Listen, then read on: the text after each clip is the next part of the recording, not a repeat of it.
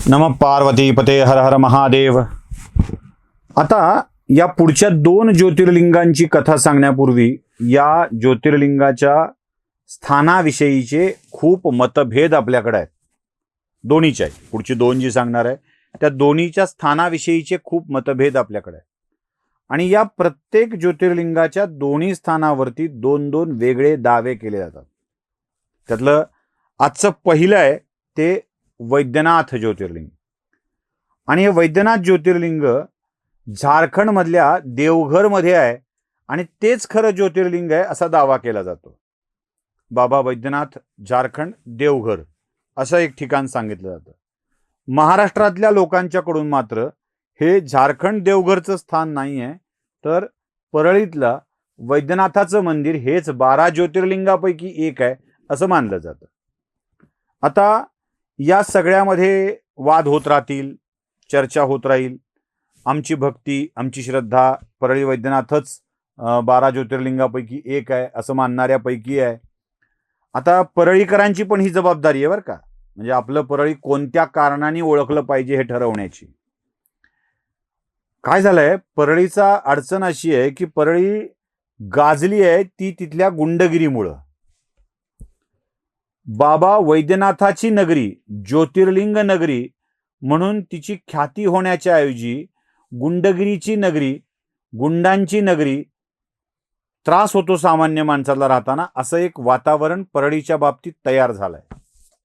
ही जबाबदारी परळीकरांची आहे की हे पुसून टाकून बाबा वैद्यनाथाची नगरी म्हणून ती ओळखली जावी। खरोखर जर देवघर हेच वैद्यनाथाचं ठिकाण असेल तर परळी हेच देवघर आहे हे परळीकरांना ठासून सांगता आलं पाहिजे, कारण या आमच्या घरात देव राहतो हे परळीकरांना म्हणता आलं पाहिजे। त्यामुळे कथा सांगता सांगता परळीच्या लोकांनाही सुधारण्याचा एक आपण सांगून टाकू। आता हे परळीच्या लोकांना एवढं सांगितल्यावर मला पुन्हा परळीत जाता येईल की नाही माहित नाही, कारण परळीची ख्यातीच खूप मोठी आहे, खूप मोठी आहे परळीची ख्याती। जाता येईल की नाही मला माहित नाही। बाबा वैद्यनाथाची नगरी तर परळी आहेच आहे, पण परळी अजून एका दृष्टीनं खूप प्रसिद्ध आहे, ते म्हणजे ते ऊर्जेचं शहर आहे। महाराष्ट्रातली बहुतांश ऊर्जा, वीज ही परळीच्या औष्णिक वीज केंद्रात निर्माण होते। त्यामुळे महाराष्ट्राला प्रकाश देणारं हे शहर आहे।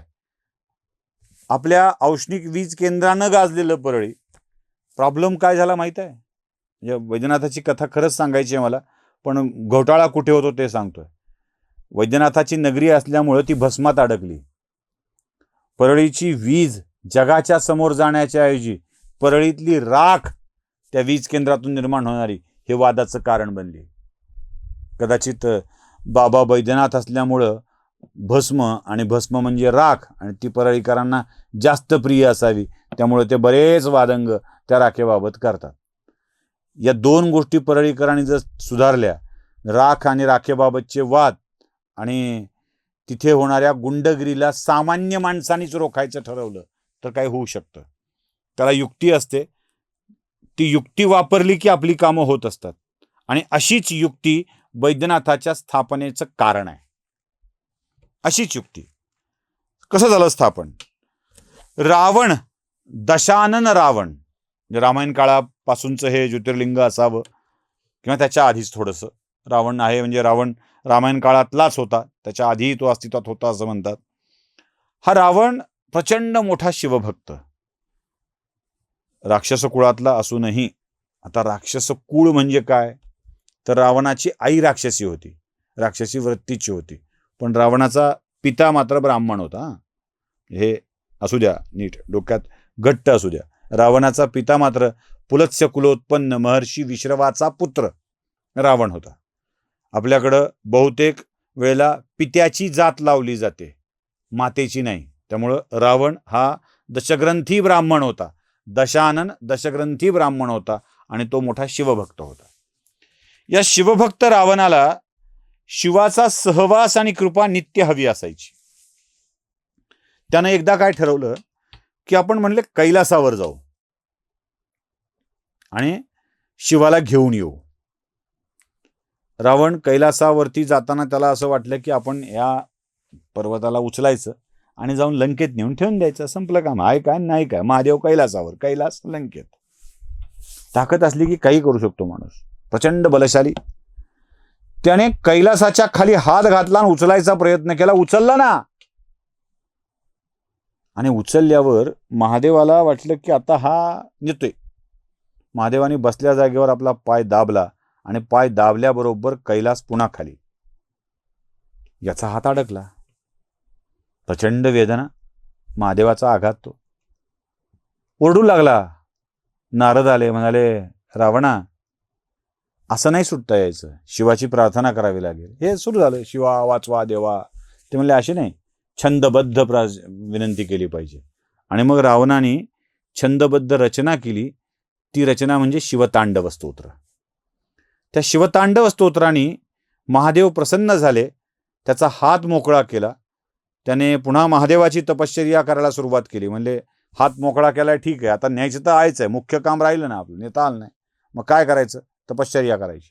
कशी करायची तपश्चर्या? कशी करायची तपश्चर्या? आपल्याकडं जातात बघा लोक केदारनाथला, बद्रीनाथला महादेवाचं दर्शन घ्यायला.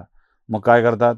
थंडी खूप असते, मग एक रेनकोट घालायचा, रेनकोटच्या आत स्वेटर घालायचं, स्वेटरच्या आत थर्मल घालायचं, थर्मलच्या वर एक टी शर्ट घालायचा, आणि मग असं ते हँडग्लोव्ज घालायचे, तोंड बांधायचं, पूर्ण पॅक व्हायचं, आणि असं असं असं असं करत महादेवाच्या समोर जायचं.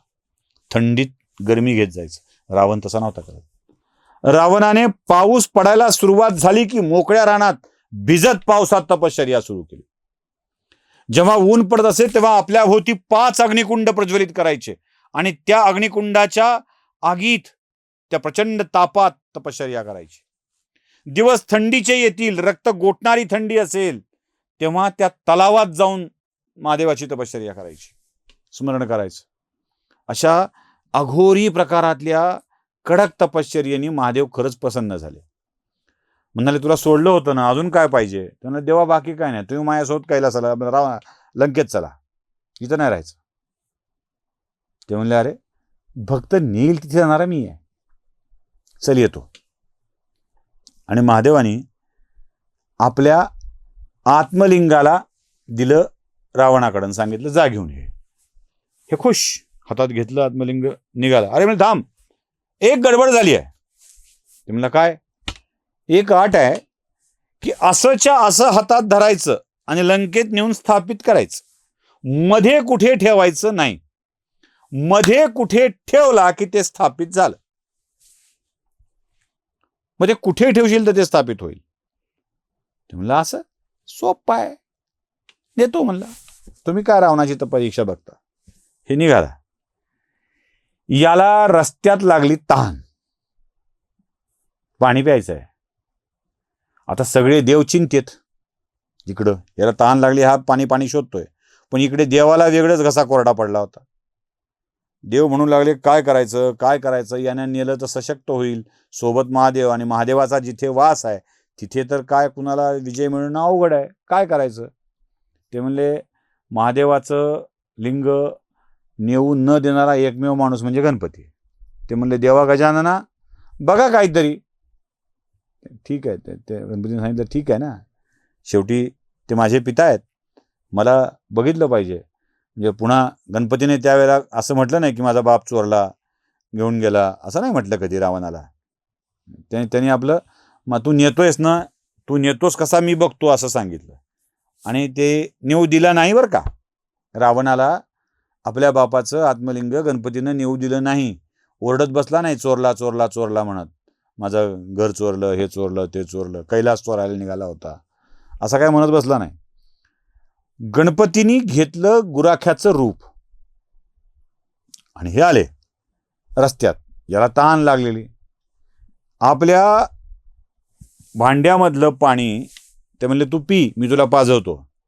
आणि सगळ्या नद्यांना आव्हान केलं गणपतीने की याची तहान एवढी मोठी होऊ द्या की खूप खूप पाणी पिलं पाहिजे. आणि या भांड्यातलं पाणी संपता संपेना, रावणाची तहान भागता भागेना. खूप वेळ पाणी पिऊन झालं.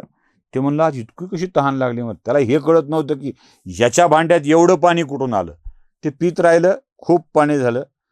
आणि धन्यवाद म्हणाल. तू कुठं जातोयस? मी निघालो म्हणलं असा दक्षिणेकडे फिरत फिरत फिरत. चल म्हणलं सोबत, मला सोबत होईल. आणि हे दोघं सोबत सोबत सोबत निघाले.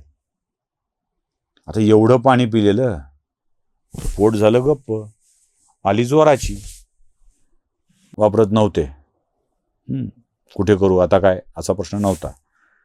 ते रावण म्हणला मला तर आता दीर्घ लघुशंका आली आहे. दीर्घ लघुशंका, लघुशंका पण दीर्घ.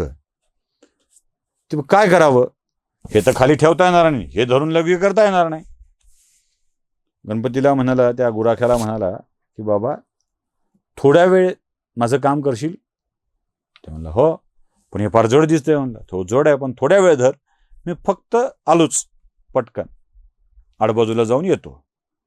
गणपतीने एक अट टाकली, म्हणला लवकर यावं लागेल, मी 3दा हाक मारील. तिसऱ्यांदा हाक मारली तू आला नाहीस तर मी खाली ठेवेन आणि निघून जाईल, आपला काय संबंध नाही मला तुझ्याशी. ते म्हणलं अरे येतो. 3दा हाक म्हणजे खूप, रावणाला काय. आता या सगळ्या नद्या पोटात गेलेल्या, जोराची आलेली, हा कोपऱ्यात गेला आणि सुरू केली लघवी करायला. संपता संपेना.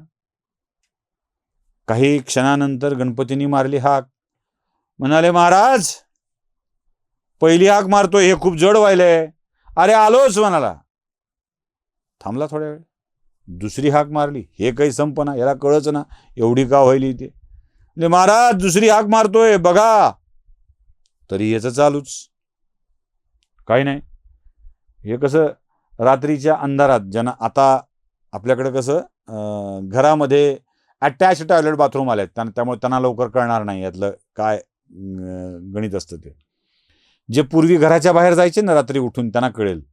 म्हणजे खूप जोराची लघवी आलेली असावी, भयंकर अंधार असावा, भीती वाटत असावी, लघवी लवकर संपूच नाही व्हायची. म्हणजे समोर किर्र अंधार, रातकिड्याचा आवाज, किर्र किर्र, मध्येच काहीतरी वाऱ्यानं हलणं, आणि याची न संपणारी लघवी.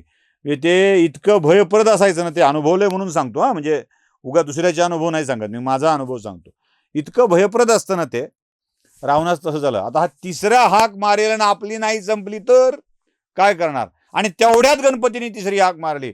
महाराज तिसरी हाक झाली आहे, आता आलात तर ठीक, हे तर खाली ठेवेन. अरे थांब, अरे थांब, अरे थांब म्हणून. पण थांब तर करत करत जाता येत नाही ना, तसंच जाता येत नाही. थांब थांब थांब म्हणेपर्यंत गणपतीने लिंग ठेवलं खाली,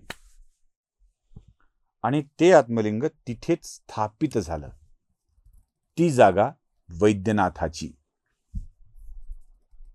देवाने तिथेच आपलं घर केलं, म्हणून ते देवघर. तिथे ते स्थापित झालं, आणि तो ज्योतिर्लिंग म्हणजे वैद्यनाथ. अनेकांच्या मध्ये आशीर्वाद रूपात महादेव तिथं राहिलाय, पण इथे मात्र राग होता म्हणून महादेव तिथं राहिलाय, आणि ती भूमी बाबा वैद्यनाथाची बनून राहिली. कोणतं हे आपापलं ठरवावं. आम्हा महाराष्ट्रीयन माणसांचा विश्वास परळीच्या वैद्यनाथावर आहे, त्यामुळे तोच आमच्यासाठी वैद्यनाथ. नमस्कार.